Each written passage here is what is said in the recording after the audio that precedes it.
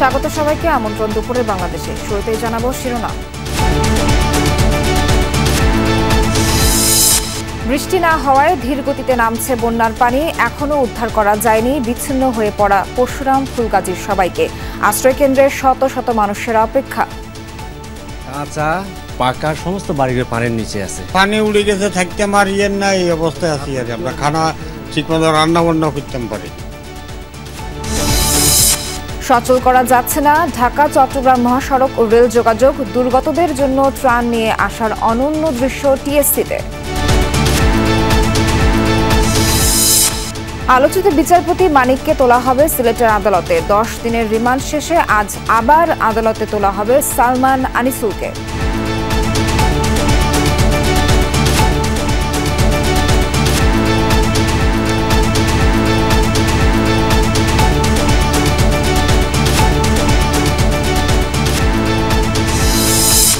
ছাত্র জনতার অভ্যুত্থানকে রাষ্ট্র সংস্কারের কাজে লাগাতে হবে আহ্বান রানা দাশগুপ্তের। সেনা হেফাজতে থাকা 626 জনের তালিকা চাইল সুজন।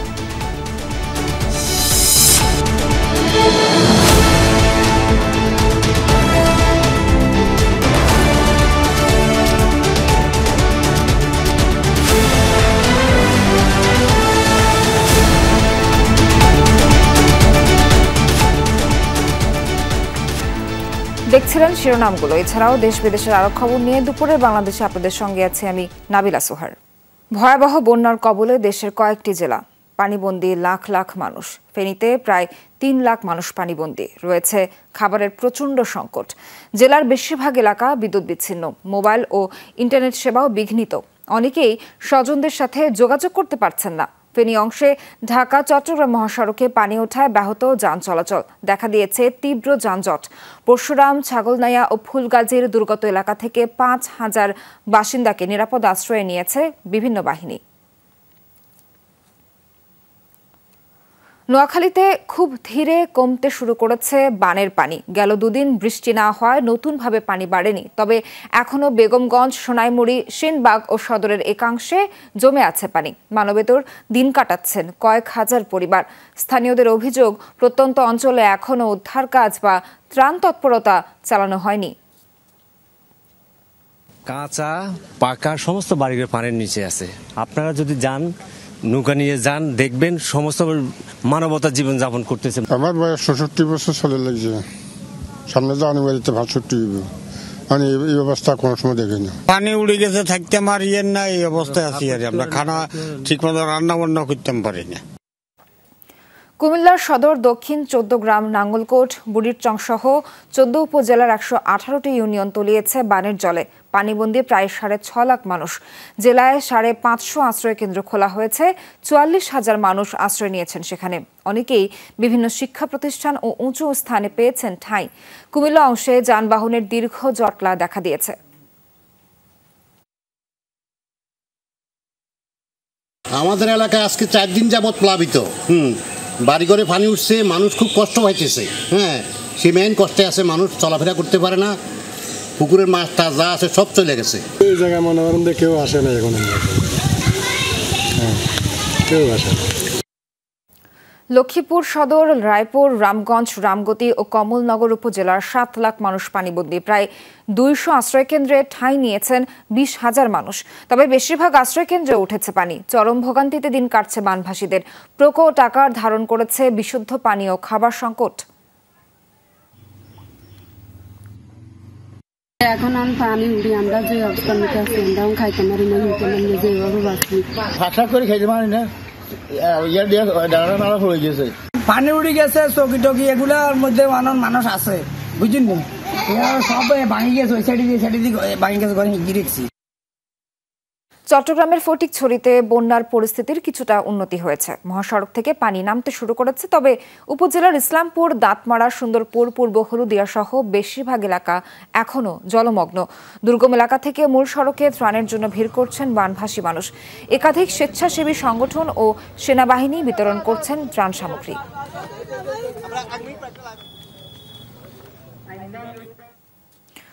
বন্যা পরিস্থিতির খবর জানবো আমাদের সহকর্মীদের কাছ থেকে। শুরুতেই যাব কুমিল্লার 14 গ্রামে, সেখানে আছেন আমাদের সহকর্মী মাহফুজ মিশু। মিশু, আমাদেরকে জানাবেন যে পানি কি খানিকটা কমছে কিনা, এবং অবশ্যই জানতে চাই যে প্রত্যন্ত অঞ্চলগুলোতে কি ত্রাণ সহযোগিতা, তারপরে তাদেরকে উদ্ধার কাজ সেটা কি অব্যাহত আছে কিনা, কি অবস্থা জানাবেন। দুটো ঘটনা, পানি খানিকটা কমছে, কিন্তু নিচু এলাকা যেগুলো তুলনামূলকভাবে অথবা একটু গহীন এলাকা, সেই এলাকাগুলোয় পানি কমার গতি খুবই কম। এবং যেটি লক্ষণীয় সেটি হচ্ছে ত্রাণ তৎপরতা, যেটি বিশেষ করে বেসরকারি বা উন্নয়ন সংস্থাগুলোর পক্ষ থেকে অথবা শিক্ষার্থীদের পক্ষ থেকে হচ্ছে, সেখানেও কিন্তু মূলত একটু শহরের এবং যে পর্যন্ত গাড়ি যায়, ট্রাক যায় অথবা যোগাযোগ সহজ, সেই পর্যন্ত ত্রাণের তৎপরতাটা দেখা যাচ্ছে। কিন্তু একটু ভেতরে যারা থাকেন, যাদের আসলে প্রকৃত অর্থে একটু গহীন এলাকায় থাকা মানুষ, যাদের ক্ষয়ক্ষতি হয়েছে সবচেয়ে বেশি, তাদের অনেকেই এখন পর্যন্ত কোনো ত্রাণ বা সহায়তা কিন্তু পাননি এবং তাদের কাছে আসলে পৌঁছানো যাচ্ছে না। এর পেছনে একটি বড় কারণ হচ্ছে ঢাকা থেকে কিংবা কুমিল্লা শহর থেকে যে ত্রাণগুলো আসছে, সেই ত্রাণগুলো পৌঁছানোর জন্য যে ধরনের অবকাঠামো বা যে ধরনের সরঞ্জাম প্রয়োজন, বিশেষ করে নৌকা, স্পিডবোট, সেটি নেই। আরেকটি ঘটনা কুমিল্লায় ঘটেছে গত 2-3 দিনে, বিশেষ করে যেহেতু ফেনীতে বন্যার মাত্রা বেশি ছিল, ফলে এখানকার সেনানিবাস বলি, কুমিল্লার বিজিবি বলি কিংবা অন্যান্য প্রশাসন যন্ত্র, তাদের সবার মনোযোগের কেন্দ্রবিন্দুতে ছিল মূলত ফেনীর দুর্গত অঞ্চলগুলো। ফলে সে এলাকায় সব ধরনের অবকাঠামো চলে যাওয়ায় কুমিল্লার ভুক্তভোগী অনেক মানুষই কিন্তু এখন পর্যন্ত এই ধরনের ত্রাণ বা অন্যান্য সুযোগ সুবিধা থেকে বঞ্চিত। এবং তার পাশাপাশি যে জিনিসটা উল্লেখ করার মতো সেটা হচ্ছে এখানে বিদ্যুৎ ব্যবস্থা যেটি ভেঙে পড়েছে, সেটিও সংস্কারের কোনো উদ্যোগ এখন পর্যন্ত আমাদের চোখে পড়েনি। আমরা একজন ভুক্তভোগী দেখছি। ভাই, আপনি যদি একটু এদিকে আসেন, আপনার সঙ্গে একটু কথা বলতে চাই। এই যে আপনাদের এই বাড়িঘর, এই পানিগুলো সরানোর জন্য কোনো উদ্যোগ কি নেওয়া হচ্ছে বা কোনো সরকারের সহযোগিতা, প্রশাসনের সহযোগিতা কি আপনারা পেয়েছেন? আসসালামু আলাইকুম, যমুনা টিভিকে ধন্যবাদ। আসলে আমাদের 100 বছরও আমরা এই পানি দেখিনি, আমার বাপ দাদারাও এই পানি দেখে নাই। হঠাৎ করে 3 ঘন্টার ভিতরে এতগুলা পানি কই থেকে যে আসলো, এটা আমরা কল্পনা করতে পারিনি। রাত্রের 10টার পরে মানুষ হাহাকার পড়ে গেছে যে পানি আসতেছে। সবাই দৌড়ে ঘরে দোতলা থেকে দোতলায়, নিচতলা থেকে নিচতলায় পানি বুকের উপরে উঠে গেছে। আল্লাহ যদি পানি নেওয়ার এখন কোনো সিস্টেমে আমরা দেখতেছি না। আমাদের বিদ্যুতের সমস্যা সবচেয়ে বেশি। বিদ্যুৎটা আমরা পাইতেছি না, যে 5 দিন কোনো সাহায্য সহযোগিতা কিছুই পাইনি আমাদের এলাকায়। আপনাদের আশেপাশে মোট 3টা নদী মনে হয়, এই নদীগুলার পানি কেন সরছে না? আল্লাহ ভালো জানে, আমরা বলতে পারতেছি না যে কেন যে পানিগুলো সরতেছে না। এই যে আজকালকে 2 দিনে 1 ইঞ্চি পানি এখনো কমে নাই আমাদের বাড়ির থেকে। এই যে আমাদের ঘরের ভিতরে এখনো এত পানি আছে। জি সোহার, আপনি শুনছিলেন যে মানুষের এই যে ভোগান্তি এবং সেই ভোগান্তির বিপরীতে প্রত্যাশিত সাহায্য না পাওয়া, এমনকি এই অঞ্চলে উনি বলছিলেন যে ওনার জীবনে তো বটে, ওনার বাবার জীবনে উনি এত পানি দেখেন নাই। এবং আশপাশের 3টি নদী থাকায়, ফেনী নদী, মাতামোহরা নদী, ডাকাতিয়া নদী, সেটি থাকার পরও এই পানিগুলো কেন অপসারিত হচ্ছে না, এর পেছনে ধরেন নদীগুলোর যে নাব্য কমা এবং পানির উৎস খোঁজা, সেগুলো নিয়েও তাদের অনেক ধরনের আক্ষেপ রয়েছে। তবে সবচেয়ে জরুরি যেটি তারা বলছেন যে তাদের এখন প্রকৃত ক্ষয়ক্ষতির পরিমাণটা নির্ধারণ করা খুব জরুরি এবং সেই তালিকা করা, কি ক্ষতি হলো, কতটুকু ক্ষতি হলো, কি পরিমাণ সম্পদ ক্ষতি হলো, কি পরিমাণ মাছের ক্ষতি হলো, কি পরিমাণ গবাদি পশুর ক্ষতি হলো, কি পরিমাণ সম্পদ বা টাকা পয়সা ক্ষতি হলো, সেটি নির্ণয় করাও খুব জরুরি বলে এইসব মানুষজন বলছেন। এবং সেখানে একটি নির্মোহভাবে সেই ক্ষতিপূরণ দিয়ে যতটা পারুক সরকার, বেসরকারি খাত, তারা যেন তাদের পাশে দাঁড়ায়, এইটা হচ্ছে তাদের প্রধানতম দাবি। সোহার, বন্যার ক্ষয়ক্ষতির সম্পর্কে জানাচ্ছিলেন মিশু, ধন্যবাদ আপনাকে। যেতে চাই এ পর্যায়ে নোয়াখালীতে, সেখানে আছেন আমাদের সহকর্মী রিয়াজ রায়হান। রিয়াজ, আমাদেরকে জানাবেন যে এখন বেগমগঞ্জের সার্বিক বন্যা পরিস্থিতি কেমন, বন্যার পানি কি কিছুটা কমেছে কিনা, এবং যেহেতু পানির জন্য যানবাহন চলাচল বিঘ্নিত, যোগাযোগ ব্যবস্থা বিঘ্নিত, সেহেতু একে অপরের সঙ্গে যোগাযোগ কিভাবে করছেন এবং তারা ত্রাণ সহযোগিতা ঠিকঠাক মতো পাচ্ছেন কিনা, সবশেষ তথ্য দিবেন।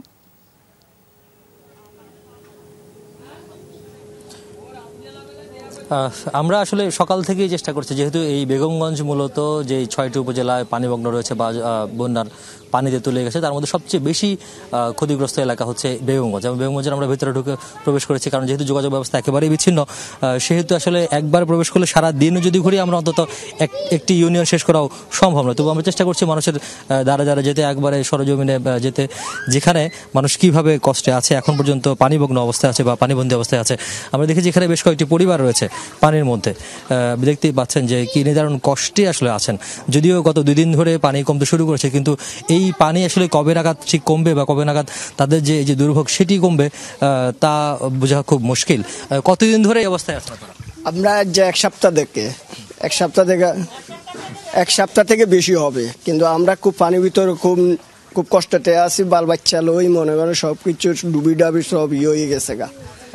দেখছেন, আমরা এই ঘরটিতে একটু দেখাতে চাই যে এই যে ঘরগুলো যে অবস্থা রয়েছে, তারা মোটামুটি আসবাবপত্রগুলো কোনো রকমের চৌকির উপরে রেখে বাঁচানোর চেষ্টা করেছেন, কিন্তু সেটিও শুরুর দিকে সম্ভব হয়নি, পরে ধীরে ধীরে করেছেন। কিন্তু রান্নার যে সমস্যাটি, সেই রান্নার সমস্যাটি রয়ে গেছে, অনেকগুলো চুলা নষ্ট হয়ে গেছে।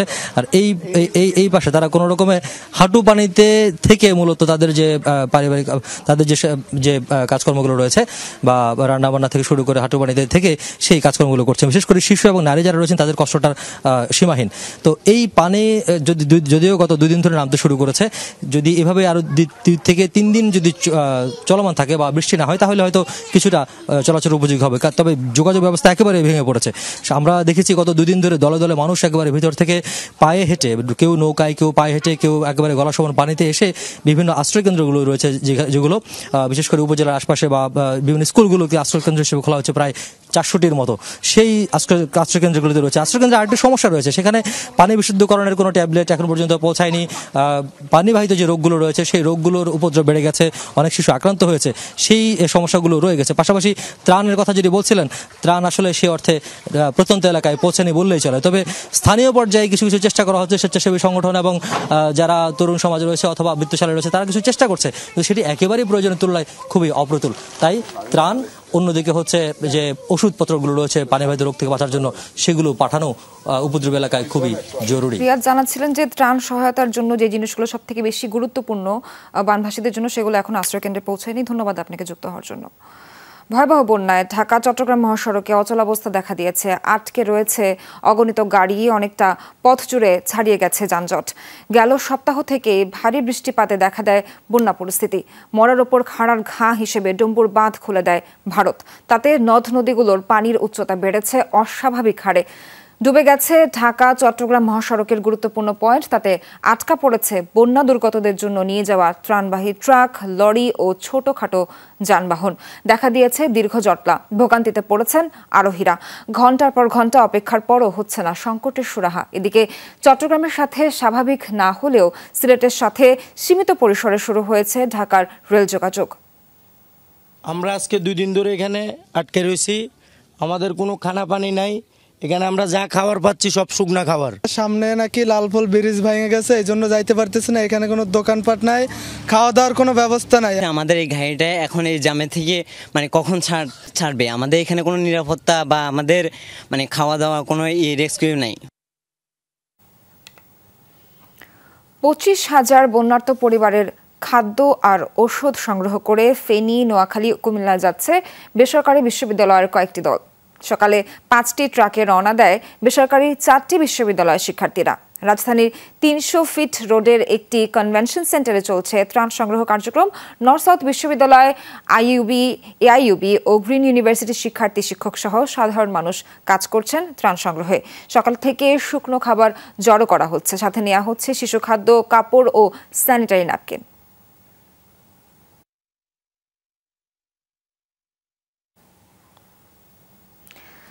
ঢাকা বিশ্ববিদ্যালয়ের টিএসসিতে রয়েছেন সহকর্মী ভাস্কর ভাদুরী, যাচ্ছে এই মুহূর্তে তার কাছে।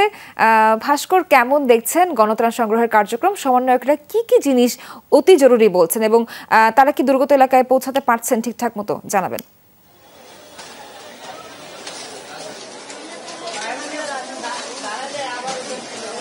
সোহা, সমন্বয়করা সকালে যে ব্রিফিং করেছেন সেই ব্রিফিংয়ে কিন্তু তারা জানিয়েছেন গতকাল 20টি ট্রাক ঢাকা টিএসসি থেকে কুমিল্লা এবং ফেনীর যে দুর্গত এলাকায় পৌঁছেছে এবং পরবর্তীতে আজকের যে ত্রাণ সংগ্রহ কার্যক্রম, সেই ত্রাণ সংগ্রহ কার্যক্রম শুরু হয়েছে। আমি আপনাকে টিএসসির চিত্রটি দেখাতে চাচ্ছি। হাতে হাতে করে স্বেচ্ছাসেবীরা যেভাবে পারছে কিন্তু সহায়তা করছে এবং এই মুহূর্তে টিএসসিতে 1 থেকে 1.5 হাজারেরও বেশি যে স্বেচ্ছাসেবকরা রয়েছে তারা সাহায্য করতে নেমেছেন এবং আপনি দেখতেই পাচ্ছেন যে প্রতিটি একটি সবাই সারিবদ্ধভাবে দাঁড়িয়ে যত দ্রুত কাজগুলো সম্ভব সেই যে ত্রাণের সামগ্রীগুলো সেগুলো বিভিন্ন স্থানে আলাদা করে রাখার জন্য তারা কিন্তু স্বেচ্ছাসেবীরা কার্যক্রম চালিয়ে যাচ্ছে। মাঠের ভেতরে আমরা দেখতে পাচ্ছি যে সকাল থেকে যে সকল স্বেচ্ছাসেবীরা রয়েছে তাদের একটি অংশ মাঠের ভেতরে রয়েছে বিভিন্ন ভাগে ভাগ করছেন এবং কোনোটাতে নারী, পুরুষ, শিশু সেগুলোতে কিন্তু আলাদা আলাদা কক্ষে রাখা হয়েছে এবং টিএসসির যে ক্যাফেটেরিয়া সেই ক্যাফেটেরিয়াতে মূলত খাবারগুলো সংগ্রহ করা হচ্ছে এবং যে যেভাবে পারছে বিভিন্ন ধরনের খাদ্য সামগ্রী যখন এখানে দান করছে সেগুলোকে তারা বিভিন্ন ভাগে ভাগ করে কিন্তু রাখা হচ্ছে। সকাল থেকে যখন সমন্বয়কদের সাথে আমরা সমন্বয়করা যখন ব্রিফিং করছিলেন তখন কিন্তু তারা আমাদেরকে জানিয়েছেন যে গতকাল রাত 2টা পর্যন্ত মোট 1,42,00,000 টাকা অনুদান জমা হয়েছে এবং তারা কিন্তু বলেছেন অতি প্রয়োজনীয় যে বিষয়গুলো সেই অতি প্রয়োজনীয় বিষয়ের মাঝে যে এই মুহূর্তে দুর্গত এলাকায় কিন্তু কাপড়ের কোনো দরকার নেই। তারা বলছেন যে দুর্গত এলাকার জন্য ওষুধ এবং বিশেষ করে স্যালাইন ও প্যারাসিটামল জাতীয় ওষুধ এবং তার পাশাপাশি মেয়েদের নারীদের ব্যবহারের জন্য স্যানিটারি প্যাড এবং তৃতীয়ত যে বিষয়গুলো রয়েছে যে টর্চ লাইট এবং পাওয়ার ব্যাংক এই বিষয়গুলো যেভাবে পারেন তারা যাতে বিভিন্ন মাধ্যমে এখানে এসে পৌঁছে দিয়ে যান এবং তার সঙ্গে তারা কিন্তু বলেছেন যে বৈষম্য বিরোধী ছাত্র আন্দোলনের নামে যে অ্যাকাউন্টটি রয়েছে সেই অ্যাকাউন্টটি নিশ্চিত হওয়া ছাড়া কোনোভাবেই যাতে কেউ কোনো ধরনের আর্থিক লেনদেনে না জড়ায় এই বিষয়টি কিন্তু বৈষম্য বিরোধী ছাত্র আন্দোলনের যে সমন্বয়করা রয়েছেন তারা কিন্তু বারবার নিশ্চিত করেছেন এবং আপনার সাথে যখন আমি কথা বলছিলাম তখন কিন্তু চিত্র দেখতে পাচ্ছেন যে সোহাজ শত শত মানুষ হাজার হাজার মানুষের যে ত্রাণগুলো আজকে এখানে এসে পৌঁছেছে সেই ত্রাণগুলো কিন্তু নিয়ে এই টিএসসিতে আসছেন এবং যেভাবে পারছেন সহায়তার জন্য এগিয়ে আসছেন। শুধুমাত্র যে শিক্ষার্থীরা এবং বৈষম্য বিরোধী ছাত্র আন্দোলনের সঙ্গে যারা জড়িত ছিলেন সে সকল শিক্ষার্থীরা কিন্তু টিএসসিতে কাজ করছেন তা কিন্তু না। আমরা অনেককে দেখতে পেয়েছি কারো বয়স 60 কিংবা কারো বয়স 6 তারাও কিন্তু এখানে এসেছে এবং তারা কিন্তু চাচ্ছেন যে দুর্গত মানুষের পাশে যেভাবে দাঁড়াতে পারেন। সকালে যখন সমন্বয়করা ব্রিফ করছেন তারা কিন্তু আমাদেরকে জানিয়েছেন আজ রাতেও কিন্তু কার্যক্রম চলবে এবং মোট এই কার্যক্রম কতদিন চলবে সেই বিষয়ে তারা পরবর্তীতে বৈঠকের মাধ্যমে দেশবাসীকে জানিয়ে দেবেন। ধন্যবাদ আপনাকে ঢাকা বিশ্ববিদ্যালয় থেকে যুক্ত হয়ে সবশেষ তথ্য দেওয়ার জন্য। দর্শক, কিছুক্ষণ আগে জানাচ্ছিলাম যে ছাত্রছাত্রীরা কিভাবে বন্যার্তদের সহযোগিতার জন্য চেষ্টা করে যাচ্ছে। আমরা জানাচ্ছিলাম যে 25,000 বন্যার্ত পরিবারের জন্য খাদ্য আর ওষুধ সংগ্রহ করে ফেনী, নোয়াখালী ও কুমিল্লায় যাচ্ছে বেসরকারি বিশ্ববিদ্যালয়ের কয়েকটি দল। সকালে 5টি ট্রাকে রওনা দেয় বেসরকারি 4টি বিশ্ববিদ্যালয়ের শিক্ষার্থীরা। রাজধানীর 300 ফিট রোডের একটি কনভেনশন সেন্টারে চলছে ত্রাণ সংগ্রহ কার্যক্রম। নর্থ সাউথ বিশ্ববিদ্যালয়, আইইউবি, এআইইউবি ও গ্রিন ইউনিভার্সিটির শিক্ষার্থী, শিক্ষক সহ সাধারণ মানুষ কাজ করছেন ত্রাণ সংগ্রহে। সকাল থেকে শুকনো খাবার জড়ো করা হচ্ছে, সাথে নেওয়া হচ্ছে শিশু খাদ্য, কাপড় ও স্যানিটারি ন্যাপকিন। মেডিসিন থেকে শুরু করে যত স্যানিটারি ন্যাপকিনস অ্যান্ড বেবি ফুডটাও আমরা অ্যারেঞ্জ করার চেষ্টা করেছি, কারণ ওইখানে অনেক বাচ্চারা থাকে যাদের হচ্ছে এখন খাবারের অনেক অসুবিধা দেখা দিচ্ছে। 25,000 পরিবারের জন্য খাদ্য আমরা একটা অবস্থান আমরা নিয়েছি। আমরা খাদ্যগুলো আমরা সব সংগ্রহ করেছি। সাধারণ শিক্ষার্থী থেকে শুরু করে আমাদের এখানে স্বেচ্ছাসেবক অনেকেই কাজ করেছে এবং আমরা সেই আমাদের নির্দিষ্ট অভিষ্ট লক্ষ্যের উদ্দেশ্যে আমরা যাত্রা করছি। পূর্বাঞ্চলের সবগুলো পয়েন্টে নদীর পানি হ্রাস পেয়েছে। 24 ঘন্টায় বন্যা পূর্বাভাসের উন্নতি হবে এমনটা জানিয়েছে বন্যা পূর্বাভাস ও সতর্কীকরণ কেন্দ্র। আর আবহাওয়ার ঝড় সতর্কীকরণ কেন্দ্র জানিয়েছে দেশের উত্তর ও মধ্যাঞ্চলে বন্যা পরিস্থিতির সম্ভাবনা নেই। সেখানকার নদীর পানি বিপদসীমার নিচ দিয়ে প্রবাহিত হচ্ছে। আগামী 10 দিনের মধ্যে কোথাও কোথাও ভারী বৃষ্টিপাত হলেও ভয়াবহ হারে অতি বৃষ্টিপাত হওয়ার আশঙ্কা নেই বলে জানিয়েছে আবহাওয়া অফিস। দুর্গত অঞ্চলে বৃষ্টি কমে আসায় আগামী কয়েকদিনে উন্নতি হতে পারে বন্যা পরিস্থিতির। দেশের পূর্বাঞ্চল ও উত্তর পূর্বাঞ্চলের স্বল্প মেয়াদী বন্যার পূর্বাভাস ছিল। গত 16 আগস্ট সারা দেশে ভারী থেকে অতি ভারী বৃষ্টিপাতের পূর্বাভাস ছিল। তবে বঙ্গোপসাগরের সৃষ্ট লঘুচাপ দীর্ঘস্থায়ী হওয়ায় ত্রিপুরা থেকে পাহাড়ি ঢল আসায় বন্যা পরিস্থিতির দ্রুত অবনতি হয়েছে। এটা এখন আসলে যে পরিস্থিতিটা আমরা পার করলাম, এই পরিস্থিতিটা আসলে আপাতত আমরা দেখতে পাচ্ছি যে আগামী দিনগুলোতে এই ধরনের পরিস্থিতি ওই রকম আর থাকবে না। তবে মাঝে মাঝে কোথাও পকেটে হয়তো ভারী বৃষ্টিপাত হতে পারে। আলোচিত বিচারপতি শামসুদ্দিন চৌধুরী মানিককে দুপুর নাগাদ তোলা হবে সিলেটের জেলা ও দায়রা জজ আদালতে। বর্তমানে আপিল বিভাগের সাবেক বিচারপতিকে রাখা হয়েছে পুলিশি হেফাজতে। সারা রাত তিনি ছিলেন বিজিবির তত্ত্বাবধানে। তাকে ফৌজদারি কার্যবিধির ৫৪ ধারা অনুযায়ী গ্রেফতার দেখানো হবে। আর ঢাকা পাঠানোর ঝুঁকি থাকায় সিলেটেই চলবে তার বিচার কার্যক্রম। শুক্রবার রাতে সিলেটের কানাইঘাট উপজেলার সীমান্ত এলাকা থেকে তাকে আটক করে বিজিবি। তিনি আওয়ামী লীগ সরকারের সময় আপত্তিকর নানা মন্তব্য করে আলোচনায় ছিলেন। বিচারপতি মানিকের বিরুদ্ধে নোয়াখালী ও ঢাকায় দুটি পৃথক মামলা করা হয়েছে। 10 দিনের রিমান্ড শেষে আজ আদালতে তোলা হবে সাবেক আইনমন্ত্রী আনিসুল হক এবং সাবেক প্রধানমন্ত্রী শেখ হাসিনার উপদেষ্টা সালমান এফ রহমানকে। দুপুরের পর ডিবি কার্যালয় থেকে তাদের নেওয়া হবে ঢাকার সিএমএম কোর্টে। গেল 14 আগস্ট সন্ধ্যা 6:30 নাগাদ কঠোর নিরাপত্তার মধ্যে তাদের আদালতে তোলা হয়। এ সময় ক্ষোভে ফেটে পড়েন উপস্থিত আইনজীবীরা। তাদের বিরুদ্ধে বিভিন্ন স্লোগানও দেন, ছুড়ে মারেন বিভিন্ন জিনিস। জনাকীর্ণ এজলাসে জিজ্ঞাসাবাদের জন্য 10 দিনের রিমান্ড চাইলে আদালত তা মঞ্জুর করেন। বৈষম্য বিরোধী ছাত্র আন্দোলন চলাকালে রাজধানীর সায়েন্স ল্যাবরেটরি এলাকায় নিহত হন ফুটপাতের ব্যবসায়ী শাহজাহান। নিউমার্কেট থানায় তার মায়ের করা হত্যা মামলায় 13 আগস্ট গ্রেফতার হন সালমান ও আনিসুল। ছাত্র জনতার অভ্যুত্থানকে রাষ্ট্র সংস্কারের কাজে লাগাতে হবে, এ আহ্বান জানালেন হিন্দু বৌদ্ধ খ্রিস্টান ঐক্য পরিষদের সাধারণ সম্পাদক রানা দাশগুপ্ত। তাছাড়া 5 আগস্টের পর সেনা হেফাজতে থাকা 626 জনের তালিকা দিতে সেনাবাহিনীকে আহ্বান জানিয়েছে সুজন। সকালে মানিক মিয়া অ্যাভিনিউতে রাষ্ট্র সংস্কারের মধ্য দিয়ে একটি গণতান্ত্রিক অসাম্প্রদায়িক ও মানবিক রাষ্ট্র বিনির্মাণের দাবিতে মানববন্ধন করে তারা। এ সময় সুজনের সম্পাদক বদিউল আলম মজুমদার বলেন, সে তালিকায় অনেকেই অপরাধী আছে, তাদের ছেড়ে দেওয়ার যৌক্তিকতা নিয়েও প্রশ্ন তোলেন তিনি। মানববন্ধন থেকে রানা দাশগুপ্ত বলেন, ছাত্র জনতা যে বাংলাদেশ তৈরি করে দিয়েছে তা অবহেলা করা যাবে না। গণহত্যা ও নির্যাতনকারীদের বিচারের দাবিও তোলেন তিনি। এ সময় মানববন্ধনে বক্তারা অন্তর্বর্তীকালীন সরকারের কাছে 27 দফা দাবি তুলে ধরেন, যার অন্যতম হত্যা সহিংসতার সাথে জড়িতদের বিচার, আহতদের চিকিৎসা সহ পুনর্বাসন, সাম্প্রদায়িক রাজনীতি নিষিদ্ধ করা। বিএনপি ক্ষমতায় গেলে পানির ন্যায্য হিস্সা নিশ্চিত করা হবে, এমনটা জানিয়েছেন বিএনপির স্থায়ী কমিটির সদস্য হাফিজউদ্দিন আহমেদ। সকালে চন্দ্রিমা উদ্যানে বিএনপির নতুন ভাইস চেয়ারম্যান নুরুল ইসলাম মনিকে নিয়ে জিয়াউর রহমানের সমাধিতে শ্রদ্ধা নিবেদন করেন তিনি। দাবি, অভিন্ন নদীতে বাঁধ নির্মাণ করে পানির স্বাভাবিক প্রবাহকে বাধাগ্রস্ত করেছে ভারত, যা গুরুতর সমস্যা। বলেন, আওয়ামী লীগের জঞ্জাল সরকারের অর্থনীতিকে নষ্ট করেছে। আয়নাঘর বানিয়ে গুম খুন করা আওয়ামী লীগ নেতাদের বিচারে অন্তর্বর্তীকালীন সরকারকে সময় দিতে চান তারা। বুকের তাজা রক্ত ঢেলে গণতন্ত্রের পথ সুগম করা শিক্ষার্থীদের আদর্শ বিএনপি বাস্তবায়ন করবে। জানান, প্রতিহিংসা নয়, বরং জনগণকে সাথে নিয়ে আইনের মধ্যে থেকে অপরাধীদের বিচারের কাঠগড়ায় দাঁড় করানো হবে। সমস্যা এটি যদি তিনি সমাধান করতে পারেন ভালো, না হলে আমরা আশা করি জনগণের রায় নিয়ে যদি বিএনপিকে দায়িত্ব দেয় জনগণ, তাহলে আমরা প্রত্যেকটা নদীর ন্যায্য হিস্সা আমরা বাংলাদেশ জনগণের জন্য অধিকার করতে পারবো। তারা আজকে মানবতার জীবনযাপন করছে, তাদের প্রতি গভীর সমবেদনা প্রকাশ করছি এবং তারা যাতে অতি তাড়াতাড়ি এই বন্যা সমস্যার সমাধান করে আমরা যাতে এই দেশের মানুষ ভালো থাকতে পারি তার ব্যবস্থা বর্তমান সরকার করবে।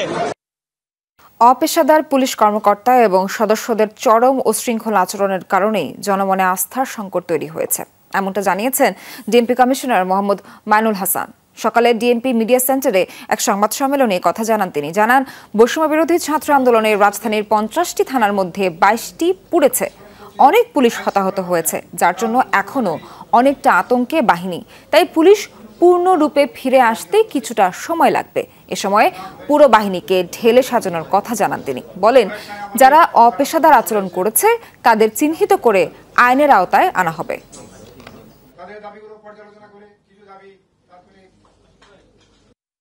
আপনাদের প্রতি অনুরোধ, কোনো ধরনের অপরাধমূলক কাজে অংশ নেবেন না।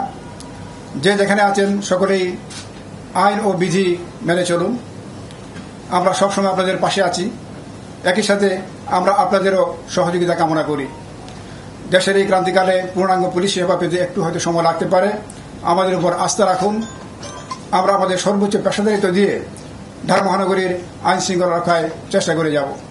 জাতীয় প্রেস ক্লাবে ভাষণে অনুসারী পরিষদের আলোচনা সভায় কথা বলছেন বিএনপি মহাসচিব মির্জা ফখরুল ইসলাম আলমগীর। সরাসরি যাচ্ছে তার বক্তব্যে। নিপীড়ন করেছে, লুটপাট করেছে, দেশের একটা পাচার করে দিয়েছে, তাদেরকে আমরা আশেপাশে দেখতে চাই না। তাই পত্রিকায় যখন আমরা ছবি দেখি যে ওই সমস্ত লোকেরা আবার সংগঠিত হয়ে বিভিন্ন গুরুত্বপূর্ণ ব্যক্তিদের সঙ্গে দেখা করছেন, তখন আমরা একটু উদ্বিগ্ন হই, চিন্তিত হই। আমরা খুব চিন্তিত হই যে আজকে প্রায় 16-17 দিন হচ্ছে, এখন পর্যন্ত ওই সেক্রেটারিয়েটে যে সমস্ত সেক্রেটারিরা এই সরকারকে এতদিন ধরে চালিয়েছে, তাদের সমস্ত কুবুদ্ধিগুলো দিয়েছে, তারা এখনো ওই সরকারের সচিবের দায়িত্বগুলো পালন করছে। এটা আমরা দেখতে চাই না। আমরা দেখতে চাই যে অবিলম্বে ওই ব্যুরোক্রেসিতে যারা প্রো পিপুল আছেন, যারা জনগণের সঙ্গে সম্পৃক্ত আছেন, সে আইন মেনেই সব মেনেই তাদেরকে আমরা পাশে দেখতে চাই। কথা বলছিলেন বিএনপি মহাসচিব মির্জা ফখরুল ইসলাম আলমগীর। সরাসরি ছিলাম তার বক্তব্যে। বিনা খরচে সেবা বন্ধ করে টাকার বিনিময়ে বেসরকারি খাতের সেবা নিতে গ্রাহককে বাধ্য করেছিল শেখ হাসিনা সরকারের আইসিটি বিভাগ। বিনিময় প্রকল্প চালুর কথা বলে অন্তত 150 কোটি টাকা হাতিয়ে নেওয়া হয়। রাজনৈতিক প্রভাব খাটিয়ে অপ্রয়োজনীয় অ্যাপটির থার্ড পার্টি হিসেবে ব্যবসা করেন একজন প্রতিমন্ত্রীর ছেলে। মাসুদুজ্জামান রবিনের রিপোর্টে থাকছে বিস্তারিত। বিনিময় অ্যাপ ঘটা করে উদ্বোধনের মাধ্যমে কুড়ানো হয় বাহবা, বোঝানো হয় আর্থিক লেনদেনে বিশাল সুযোগ তৈরি করবে বিনিময়। বলা হয়েছিল নগদ বিকাশের মতো এমএফএসে এক অপারেটর থেকে আরেক অপারেটরে লেনদেন করা যাবে মোবাইলে, কিন্তু সবাই জানে আসলে তা হয়নি। বাকি থাকলো ব্যাংক থেকে ব্যাংক বা এমএফএস। এই সুবিধা দেওয়ার জন্য national payment switch Bangladesh NPSB নামে একটি প্রকল্প চালু ছিল কেন্দ্রীয় ব্যাংকের। এতে লেনদেনে কোনো বাড়তি খরচও দিতে হতো না গ্রাহকদের, কিন্তু তা অকার্যকর করে বিনিময় চালু করে আইসিটি বিভাগ। প্রযুক্তিবিদরা বলছেন বিপুল অর্থ ব্যয়ে বিনিময় প্রকল্পের মাধ্যমে তৈরি করা হয় মধ্যস্বত্বভোগী। শত শত কোটি টাকা হাতিয়ে নেওয়া হয় গ্রাহকের। সবচেয়ে বড় কথা যে এখানে শুধুমাত্র যে টাকার অপচয় হয়েছে তাই না, দুর্নীতি তাই না, এখানে আমাদের সাধারণ সিটিজেনদের যে গত 3 বছর আগেই যে সার্ভিসটা আমরা পেতে পারতাম এক ওয়ালেট থেকে আরেক ওয়ালেটে, এইটাও কিন্তু আসলে বঞ্চিত করা হয়েছে। বিনিময় প্রকল্পটি নেওয়া হয় আইসিটি বিভাগের উদ্ভাবন ও উদ্যোক্তা উন্নয়ন একাডেমির প্রতিষ্ঠাকরণ আইডিয়া প্রকল্পের আওতায়। খরচ করা হয় 150 কোটি টাকা। রাষ্ট্রের মোটা অঙ্কের টাকা নষ্টের বিনিময়ে প্রকল্পে রাজনৈতিক প্রভাব খাটিয়ে আইসিটি প্রতিমন্ত্রী জুনায়েদ আহমেদ পলক কাজ দেন একজন প্রভাবশালী প্রতিমন্ত্রীর ছেলেকে। সরকারের 150 কোটি টাকা এই ক্ষেত্রে একটা কোম্পানিকে, এবং সেটাও নিজেদের মধ্যে রাজনৈতিক বিবেচনার একটা কোম্পানিকে এটাতে তাদেরকে কাজটা দেওয়া হয়েছে, এবং এটা প্রায় তারা 2 বছর করার পরে এই জিনিসটাকে লঞ্চ করা হয়েছিল গত বছরে। বিনিময় বড় করে লঞ্চ করা হয়েছিল, কিন্তু এটার কোনো ব্যবহার কিন্তু কোনো ব্যবহারই করছে না। শেখ হাসিনা সরকারের বিদায়ের পর বেরিয়ে আসছে দুর্নীতির বিভিন্ন শাখা। অনুসন্ধানের দাবি উঠেছে আইসিটি খাতের প্রকল্পে অনিয়ম দুর্নীতির। উন্মুক্ত প্রতিযোগিতার মাধ্যমে সর্বনিম্ন মূল্যে সর্বোচ্চ মানের প্রোডাক্ট বা সার্ভিস পাওয়ার বাধ্যবাধকতা আছে, সেটি কিন্তু বিদ্যুৎ খাতের মতো আইসিটি খাতেও খর্ব করা হয়েছে। কাজে এটার জন্য যারা দায়ী জবাবদিহি, তাদেরকে জবাবদিহি নিশ্চিত করাটা অপরিহার্য বলে আমরা মনে করি, এবং সেটার সুযোগ এখন অবশ্যই সৃষ্টি হয়েছে। গত 15 বছরে আইসিটি বিভাগের মাধ্যমে প্রায় 29,000 কোটি টাকার প্রকল্প নেওয়া হয়। মোট ব্যয়ের বড় অংশই গেছে অবকাঠামো খাতে।